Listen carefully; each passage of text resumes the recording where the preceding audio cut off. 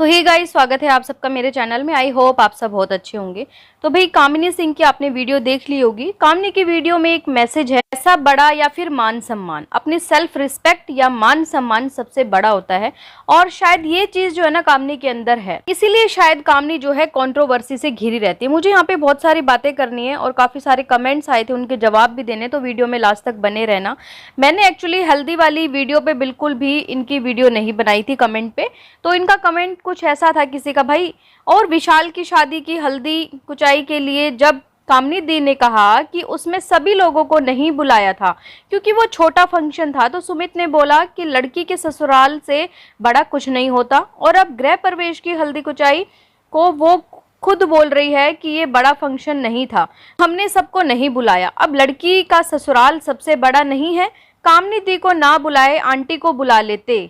तो वहीं पे कामिनी ने रिप्लाई किया उनको, मेरे भाई के तिलक में इसी बात को लेकर मेरी मम्मी को जलील किया गया था। मैं चाहती हूँ वो इस कमेंट को पढ़ें, मुझे पता है इसका भी रिप्लाई बहुत गंदे तरीके से किया जाएगा क्योंकि सामने से भी इसी गलती की वजह से इस घर के रिश्ते खराब हुए हैं। जो गलती मुझसे या मेरे मायके वालों से हो उसके लिए पनिश किया जाता है, और अगर वही गलती किसी और से हो या उसके मायके वाले से हो तो कोई बात नहीं, ऐसा ही होता है, बोल दिया जाता है। अब जब कामिनी ने ये कमेंट किया ना, इसके बाद भाई बहुत बवाल हो गया वाईटी पे। लोगों ने बोला कि कामिनी कंट्रोवर्सी करना चाहती है, निक्की बहुत आराम से बैठी है, निक्की तो कुछ नहीं ऐसे टाइटल डाल रही, लेकिन ये जानबूझ के निक्की को पोक कर रही है। इवन ये तक लोगों ने कमेंट किए कामिनी को अभी नहीं बोलना चाहिए था, अगर कामिनी को बोलना भी था ना तो उनका फंक्शन हो जाता उसके बाद बोलते।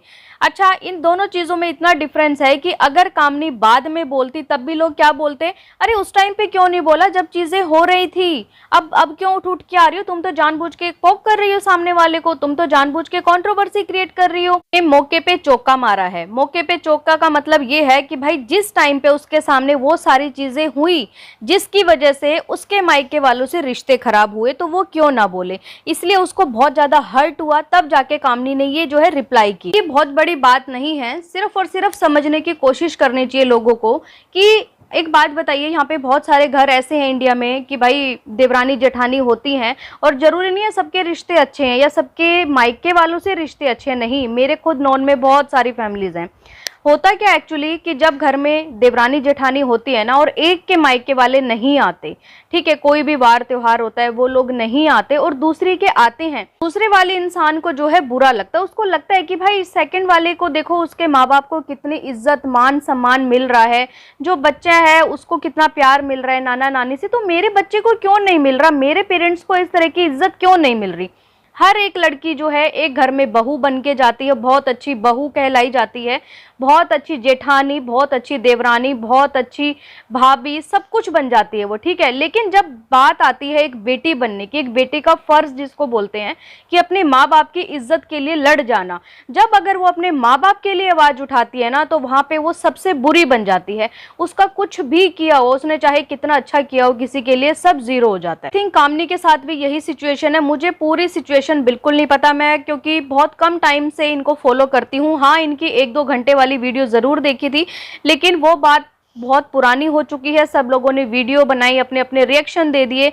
लेकिन अगर रिसेंट की बात करें तो रिसेंट अभी इनकी कंट्रोवर्सी ऐसी नहीं है, लेकिन कामिनी को वो चीजें बार बार याद आएंगी। क्यों आएंगी? क्योंकि उसके साथ ऐसा हुआ है। उसको भी बुरा लगता है कि भाई मेरे पेरेंट्स के साथ मेरे साथ इतना भेदभाव क्यों किया गया कि जब उनके घर में हल्दी की रस्म थी तो ये बोल दिया गया कि बेटी के ससुराल से बड़ा भी कुछ होता है क्या। लेकिन वहीं पे अगर देवरानी के घर में ये हल्दी की रस्म थी तो वहां पे ये बोल दिया कि कुछ नहीं होता। वहां पे भी मतलब कि दोनों में भेदभाव करना।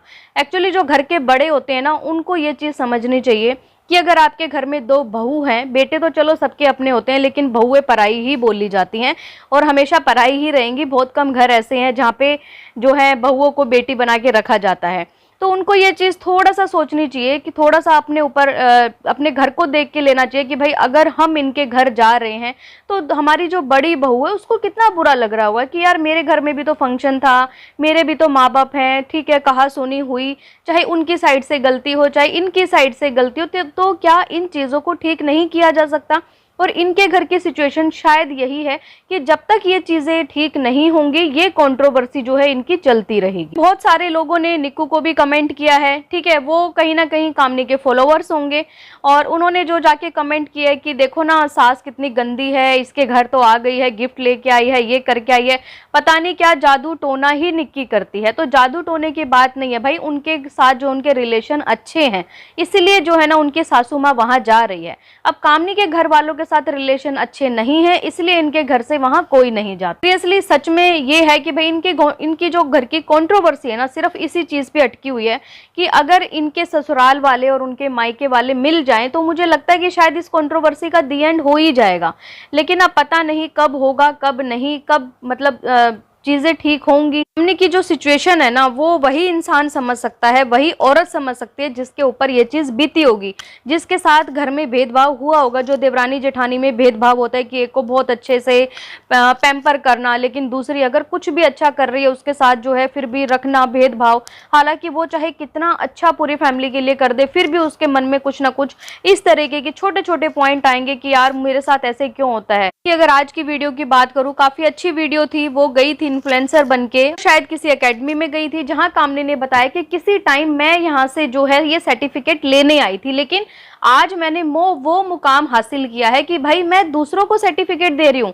मतलब कि लोगों ने मुझे जाना पहचाना, मुझे उस लेवल का समझा कि भाई मुझे वहां पे एज ए गेस्ट उन लोगों ने बुलाया। मैं बात करूं कमेंट की, कल की वीडियो पे काफी कमेंट आए जो मैंने, बहुत भद्दे कमेंट भी थे जो मैंने डिलीट कर दिए लेकिन कुछ कमेंट शायद पड़े हैं जहां पे बात की गई है कामनी के माँ बाप के संस्कारों की, कि कामनी को उसके माँ बाप ने क्या संस्कार दिए हैं। कामनी के माता पिता ने संस्कार होगा कि वो बड़े की इज्जत नहीं करती, तो भाई आप कहाँ जज कराए या आप कहाँ दिखाए कि उसने बड़ों की इज्जत नहीं करी या उसने किसी को पूछा नहीं, उसने तो छोटों को भी पूछा है।